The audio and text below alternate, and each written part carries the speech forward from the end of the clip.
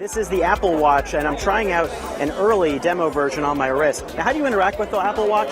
You can touch and swipe the screen, but there's also a digital crown here that uses IR and other sensors in here to enable you to scroll, to zoom in and out. It has a slightly familiar smartwatch design, but a whole different set of features and a lot of high-end style. All right, let's get to the show, and the Apple Watch reviews are in. The verdict: it's the most ambitious smartwatch right now.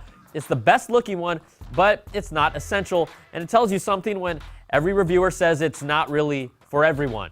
Now, CNET's Scott Stein says it's more like a fashionable toy than a necessary tool. Now, the good news for the most part, its battery gets through an entire day, but different issues range from the watch's interface being slow and sluggish at times, the heart rate tracking not working unless you have a sports band that fits tight to the wrist, and the most important thing being the ability to tell time. Like, a subtle twist of the wrist won't always do it, and a deliberate shake of the wrist is needed for the screen to turn on.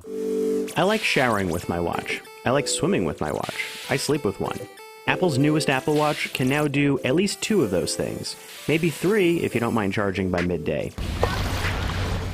Water resistance, that's what the new Apple Watch is all about. In addition to GPS, this is 50 meters water resistant, so you can use this while saltwater or freshwater swimming. And you can also track swimming in open water like this. You can drop it in anything, anytime, no worries. Its extra bright display handles bright sun better. It is super bright. And won't stay on all the time, however, like Android Wear watches or Pebble. And the battery life, still pretty similar. If you want the best outdoorsy sporty watch that's Apple, you might want to go with this one. Series 2 is what Apple Watch Sport should have been in the first place. I'll do some work. Other watches have tried to be phones too. Apple Watch Series 3 does it the best, easily making phone calls and receiving emails using Siri. The Jets face the Dolphins for Sunday at 1 p.m. Searching for directions, listening to music, paying for things with Apple Pay. It's a fascinatingly self-contained info bubble. The onboard microphone is good, but you really need wireless headphones to make it work. It does feel oddly liberating. Just me and the Apple Watch Series 3 and a pair of AirPods. No phone, in the park, in the trees. But who am I kidding? You still need an iPhone to connect in the first place. And with a battery life this short for making phone calls, you're going to have to eventually go back and recharge. Without onboard app downloading, and with its required iPhone syncing, this is an accessory, not really the world's tiniest iPhone.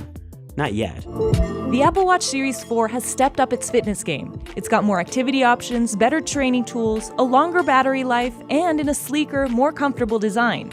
But $400 or more is a lot to pay for a fitness tracker that shares a lot of the same features as its predecessors. So here we are at the 6-hour mark. I honestly did not think we'd make it this far, myself or the Apple Watch for that matter, and the Series 4 is still going strong.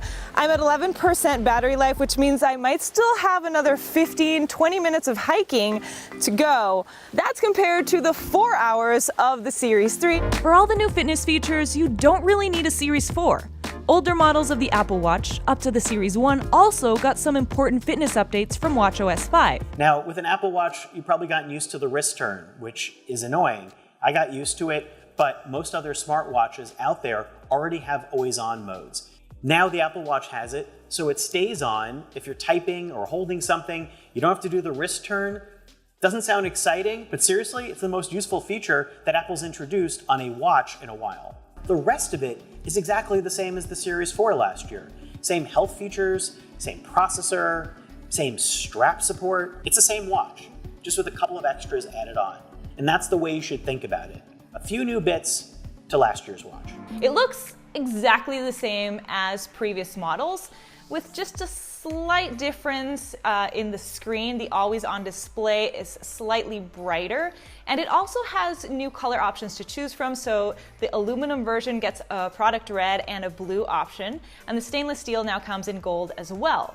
The most important feature of the Series 6, hands down, is the new blood oxygen app, which allows you to track the oxygen saturation in the blood. When it comes to wearables, smaller is usually better. But having a larger screen on your wrist actually comes in handy more than you might think. It's the first Apple Watch I actually enjoy using for replying to text messages, and certain watch faces just look nicer on the bigger display.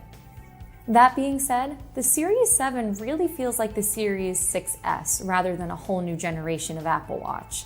The functionality is all the same compared to the Series 6, but the bigger screen and faster charging just make a lot of things feel more convenient. Apple Watch Ultra or Apple Watch Series 8. These smartwatches look completely different on the outside, but you might be surprised how similar they are inside.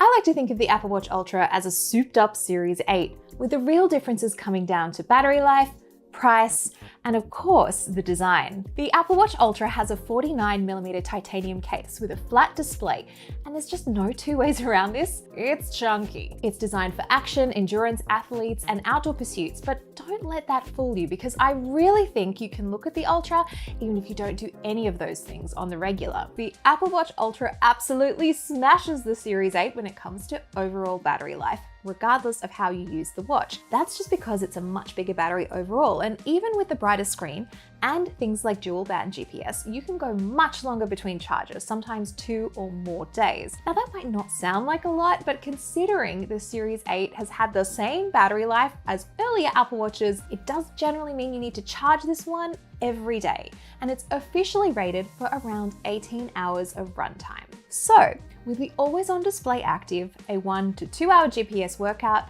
sleep tracking, and regular notifications from your phone, expect anywhere between 1.5 to 2 full days from the Ultra before you need to charge.